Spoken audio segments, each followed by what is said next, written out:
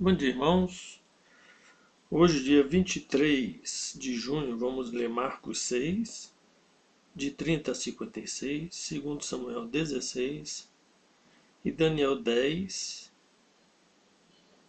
e 11, até o versículo 2 do 11. Então, vamos começar por Marcos 6, de 30 ao final, aos 56. A primeira multiplicação de pães e peixes. Voltaram os apóstolos à presença de Jesus e lhe relataram tudo quanto haviam feito e ensinado.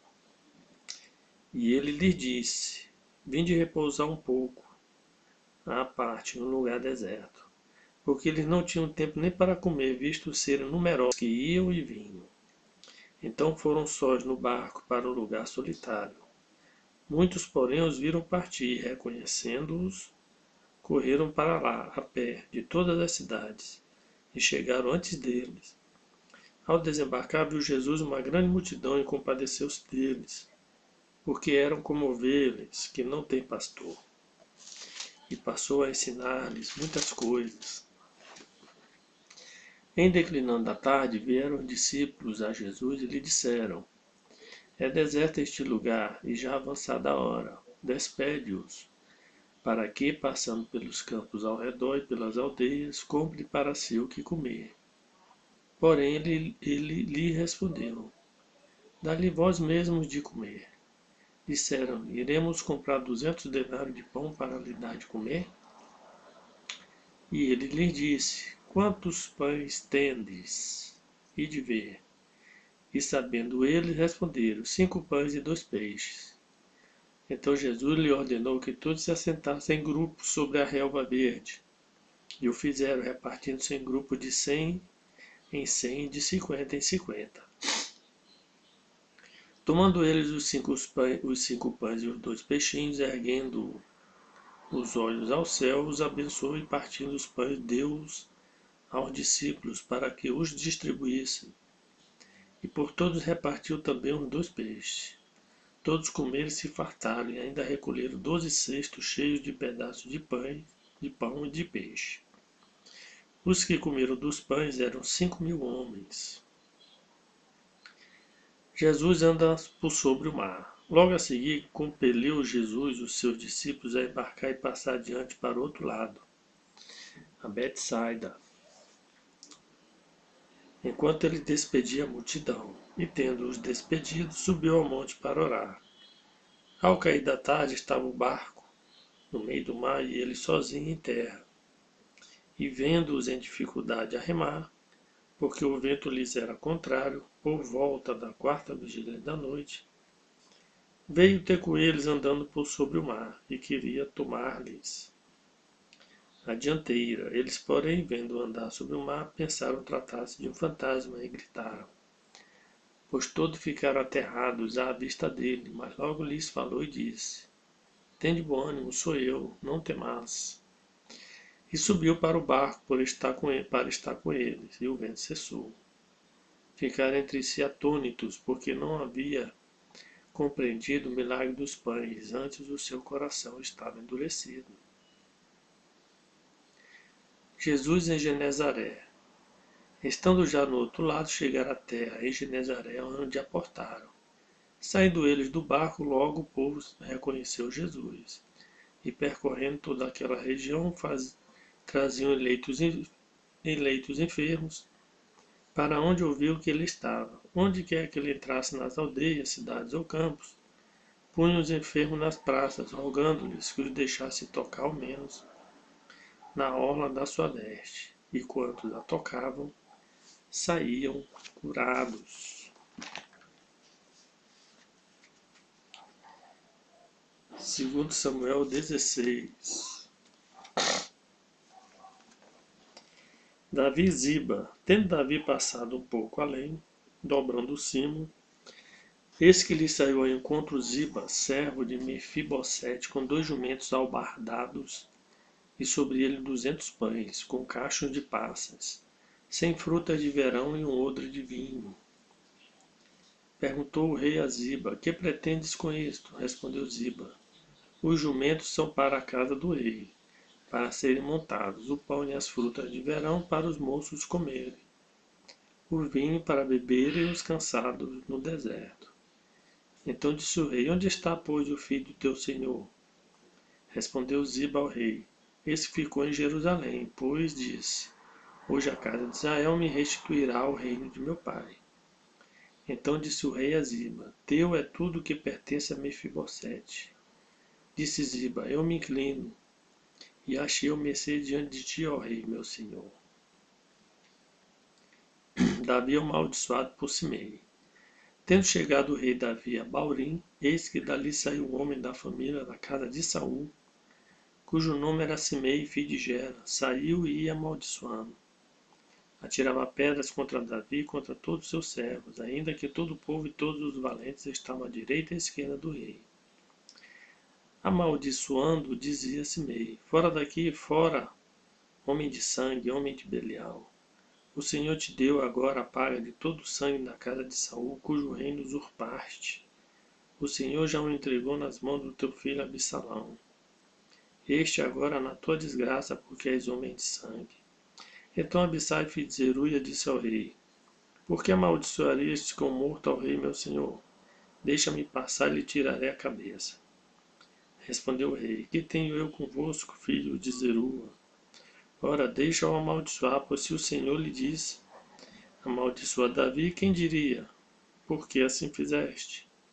Disse mais Davi a Abissai e a todos seus servos: Eis que meu próprio filho procura tirar-me a vida, quanto mais ainda este benjamita. Deixai-o, que amaldiçoe, pois o Senhor lhe ordenou.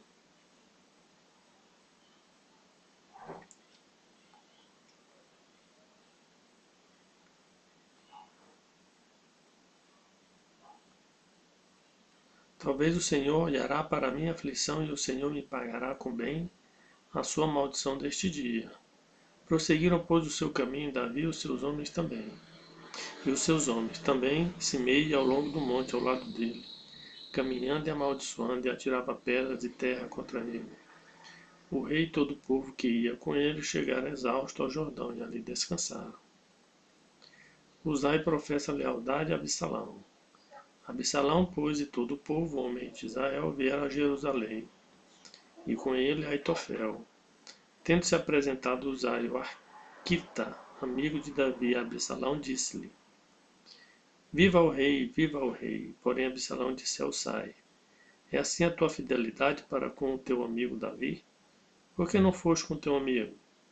Respondeu Uzai a Absalão: Não, mas aquele a quem o Senhor elegeu, e todo este povo e todos os homens de Israel, a ele pertencerei e com ele ficarei. Ainda mais a quem serviria eu? Porventura não seria diante do seu filho? Como servi diante de teu pai, assim serei diante de ti. Absalão e as concubinas de Davi. Então disse Absalão a Aitofel: Dai o vosso conselho sobre o que devemos fazer. Disse Aitofel a Absalão: Coabita com as concubinas de teu pai, que deixou para cuidar da casa. E em ouvindo todos o que te fizeste odioso para com teu pai, animar-se-ão todos os que estão contigo. Armaram, pois, para Absalão uma tenda no eirado, e ali, à vista de todo Israel, ele coabitou com as concubinas de seu pai. O conselho que Aitofel dava naqueles dias era como resposta de Deus a uma consulta. Tal era o conselho de Aitofel, tanto para Davi como para Absalão.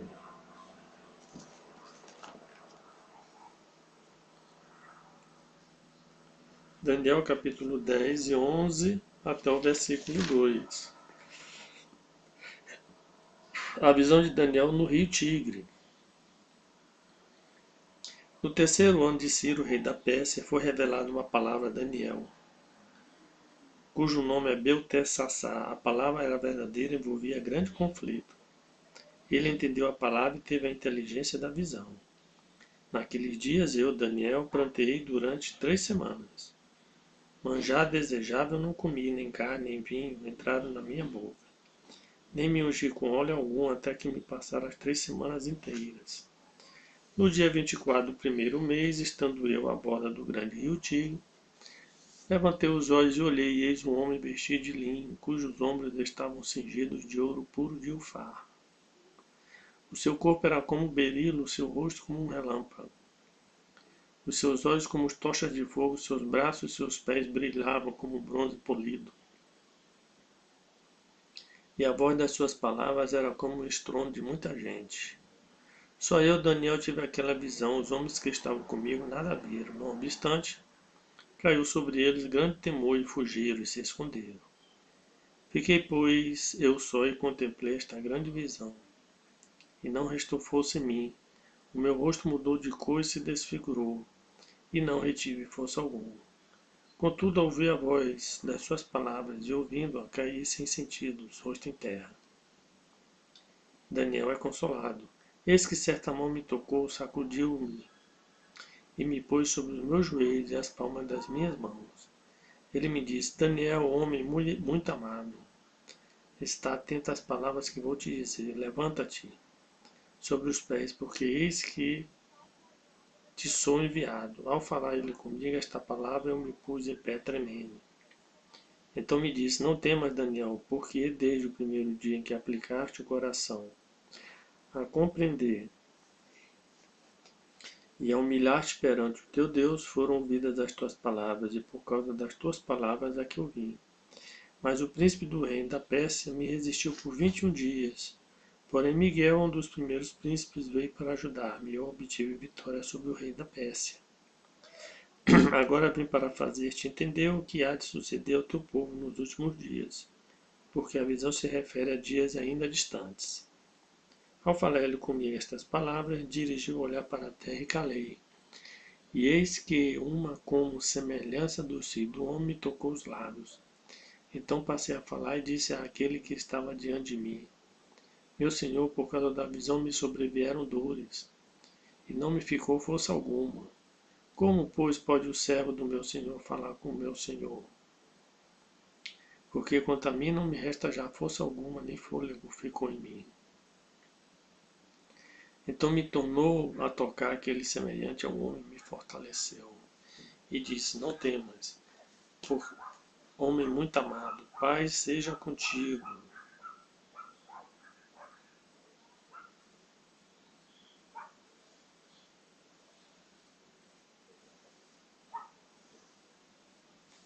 Ser forte, ser forte.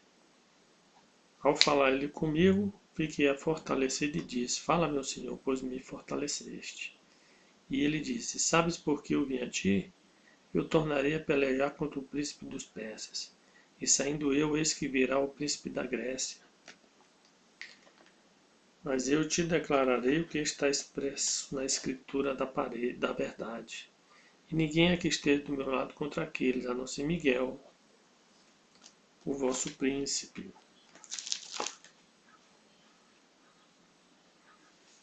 Capítulo 11.